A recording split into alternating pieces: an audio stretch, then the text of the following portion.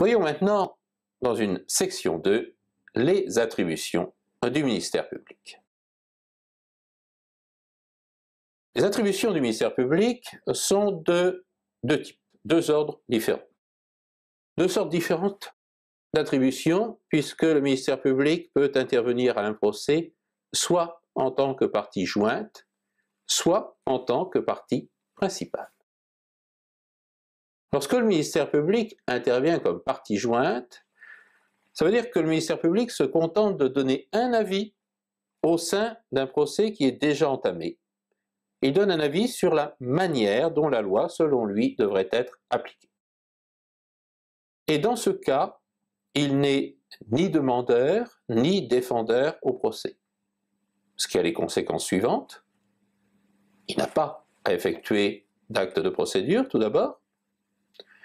Ensuite, comme il n'est pas partie au procès, il ne peut pas en principe exercer de voie de recours contre le jugement qui sera pris. Également, il n'a aucun frais à payer. Et enfin, il prend la parole en dernier pour donner un avis impartial après que chacune des parties en litige ait plaidé sa cause. Lorsque le ministère public est au contraire partie principale à un procès, là cette fois ça veut dire qu'il intervient dans le procès soit en qualité de demandeur, soit en qualité de défendeur. Et évidemment, ceci va avoir les conséquences exactement inverses des précédentes. Étant partie au procès, le ministère public doit alors accomplir tous les actes de procédure nécessaires à la conduite du procès. Étant partie au procès, il peut exercer toutes les voies de recours. Il va payer les frais du procès dans l'hypothèse où il perdrait celui-ci. Et enfin, il va prendre la parole en premier s'il est demandeur et en dernier s'il est défendeur.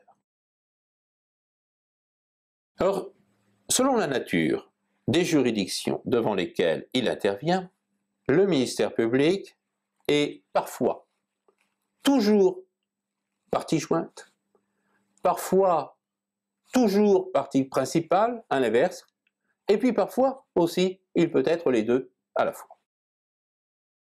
Alors nous allons maintenant envisager successivement les attributions du ministère public, d'abord devant les juridictions civiles, dans un paragraphe 1, puis devant les juridictions pénales, dans un paragraphe 2, et enfin devant les juridictions administratives, dans un paragraphe 3. Paragraphe 1. Les attributions du ministère public devant les juridictions civiles. Devant les juridictions civiles, le ministère public intervient en principe en tant que partie jointe, et cela parce que les litiges sont en général seulement d'intérêt privé. Donc le ministère public ne va intervenir que pour donner un simple avis sur l'application de la loi lors de l'audience. Mais le ministère public a aussi, exceptionnellement, la possibilité d'intervenir en tant que partie principale, c'est-à-dire en tant que demandeur ou en tant que défendeur au procès. Il le fait soit parce que la loi le prévoit expressément dans un cas particulier, c'est par exemple le cas en droit des personnes ou en droit de la famille, soit de manière générale lorsqu'il y a un risque d'atteinte à l'ordre public. À chaque fois, vous remarquerez que cette qualité exceptionnelle de partie jointe est liée au fait que, exceptionnellement ici, alors que pourtant on est dans du contentieux privé, eh bien l'intérêt général est fortement intéressé. Voyons maintenant, dans un paragraphe 2, les attributions du ministère public devant les juridictions pénales.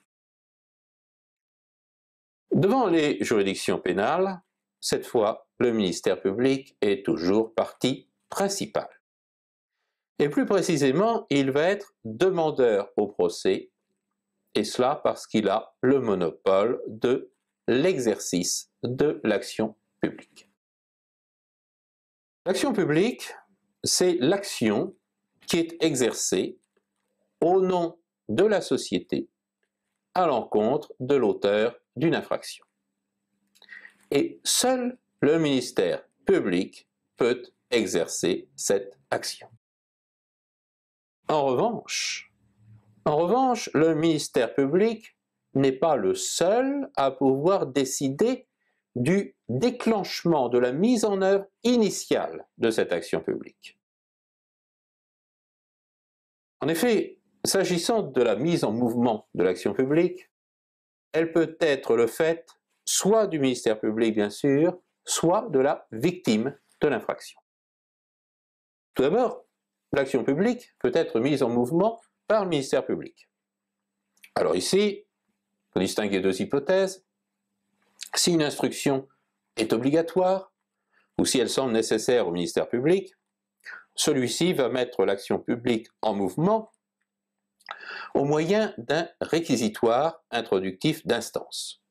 Réquisitoire introductif d'instance qui a pour effet de saisir le juge d'instruction. En revanche, si l'instruction n'est pas obligatoire, si elle ne paraît pas nécessaire, eh bien, le ministère public peut alors saisir la juridiction de jugement par différents moyens, tels que par exemple la citation directe, qui est un acte adressé à la personne poursuivie, énonçant les faits reprochés et l'invitant à comparaître devant telle juridiction à telle date. Il reste que la mise en mouvement de l'action publique n'est pas une obligation pour le ministère public. Le principe, en effet, est que le ministère public est juge de l'opportunité des poursuites. Par exemple, il peut très bien arriver que le ministère public ait connaissance de l'existence de faits délictueux et qu'il décide néanmoins de ne pas poursuivre. Et cela parce que, par exemple, la répression ne correspond plus à l'évolution des conceptions de la société. Alors dans ce cas, il va procéder à ce qu'on appelle un classement sans suite. On en trouve quelques exemples caractéristiques. Par exemple, avant la loi Veil de 1975 relative à l'interruption volontaire de grossesse, eh bien le ministère public avait, quelques mois avant, anticipé la dépénalisation de l'avortement en cessant de poursuivre de telles infractions. Même chose, par exemple, à propos des émetteurs de chèques sans provision. L'émission de chèques sans provision a été dépénalisée par une loi du 30 décembre 1991. Eh bien, dans les mois qui ont précédé l'adoption de cette loi, le ministère public ne poursuivait plus parce que la poursuite pénale ne correspondait plus aux besoins de la société. Il faut savoir ici que ce taux de classement sans suite est assez important, même s'il est en constante diminution. Ce taux était en 2011 de 11,3% des affaires susceptibles d'être poursuivies. 11,3% des affaires susceptibles d'être poursuivies. En sachant ici que dans plus de la moitié des cas, le classement a lieu parce que les recherches ont été infructueuses ou bien parce que le trouble à l'ordre public ou le préjudice subi sont jugés peu importants. Alors on pourrait dire, mais 11,3%, c'est pas beaucoup, c'est pas un taux important. On pourrait se satisfaire de ce résultat puisque ça veut dire que la justice apporte une réponse pénale dans plus de 88,7% des cas.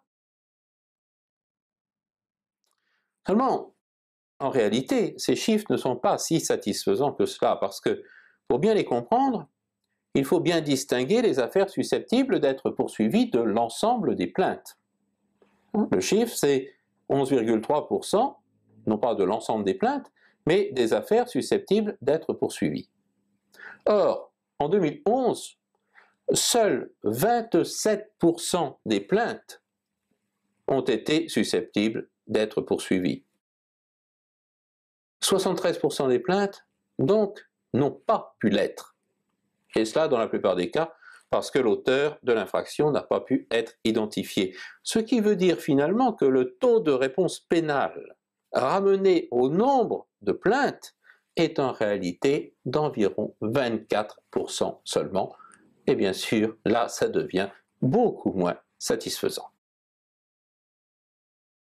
Alors si le ministère public classe sans suite, s'il n'engage pas les poursuites, eh bien la victime a, elle, la possibilité de déclencher la mise en œuvre de l'action publique, et elle le fait en exerçant son action civile.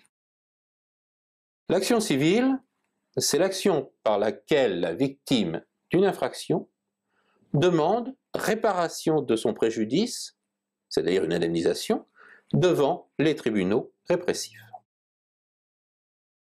Et pour demander réparation devant les juridictions pénales, la victime peut soit procéder par voie d'intervention, c'est-à-dire intervenir au sein d'un procès pénal qui a été déjà entamé à l'initiative du ministère public, soit procéder par voie d'action, c'est-à-dire prendre elle-même l'initiative de déclencher les poursuites. Et l'exercice de l'action civile a ici la particularité de mettre automatiquement en mouvement l'action publique. Alors pour exercer cette action civile, la victime peut procéder de deux manières, soit par voie de citation directe du prévenu devant la juridiction de jugement, c'est le cas en matière de contravention et de délit, soit par le dépôt d'une plainte avec constitution de partie civile en matière de délit ou en matière de crime. La différence entre les deux tient au fait que la citation directe entraîne la saisine immédiate de la juridiction de jugement, alors que la constitution de partie civile entraîne, elle, l'ouverture d'une instruction et donc la saisine d'un juge d'instruction. Il faut ici remarquer qu'en matière de délit, la victime a le choix entre les deux modalités. Et ceci a donné lieu à des abus. En effet, on a vu certaines victimes se constituer partie civile uniquement pour provoquer une instruction. Alors que l'instruction étant facultative en matière de délit, le ministère public, parce que l'affaire était simple, avait lui décidé de saisir directement la juridiction de jugement. Alors pour éviter de tels abus, une loi du 5 mars 2007 a décidé que la constitution de partie civile ne serait désormais recevable que s'il est préalablement établi que le ministère public a décidé de ne pas poursuivre du tout. Voilà comment est mise en mouvement initialement l'action publique. En revanche, une fois cette action publique mise en mouvement, que ce soit par le ministère public ou par la victime, eh bien ultérieurement, seul le ministère public va pouvoir l'exercer, c'est-à-dire que lui seul va avoir la possibilité, le pouvoir d'effectuer les actes de procédure qui sont nécessaires à cet exercice de l'action publique. Voyons maintenant, pour en terminer, les attributions du rapporteur public devant les juridictions administratives. Devant les juridictions administratives, nous sommes en quelque sorte dans une situation exactement inverse de celle que l'on trouve devant les juridictions pénales. Devant les juridictions pénales, on vient de le voir, le ministère public est toujours partie principale. Devant les juridictions administratives, le rapporteur public n'est jamais partie principale, parce qu'il ne représente jamais ni l'administré, ni l'administration. Et le principe en la matière a été clairement exprimé par un des grands arrêts de principe du Conseil d'État, l'arrêt Gervaise, qui a été rendu le 10 juillet 1957. Dans cette affaire, un commissaire du gouvernement avait été relevé de ses fonctions au motif qu'il n'avait pas défendu les intérêts de l'administration. Alors, ce commissaire du gouvernement, eh bien, il a formé un recours contre ce décret le relevant de ses fonctions. Recours formé devant le Conseil d'État, et Voilà ce qu'affirme le Conseil d'État à cette occasion. Il dit dans l'arrêt Gervaise que le commissaire du gouvernement, je cite, n'est pas le représentant de l'administration. Il a pour mission de faire connaître en toute indépendance son appréciation sur les circonstances de fait de l'espèce et les règles de droit applicables. Et vous remarquerez ici que c'est bien là exactement la définition du ministère public lorsqu'il est partie jointe.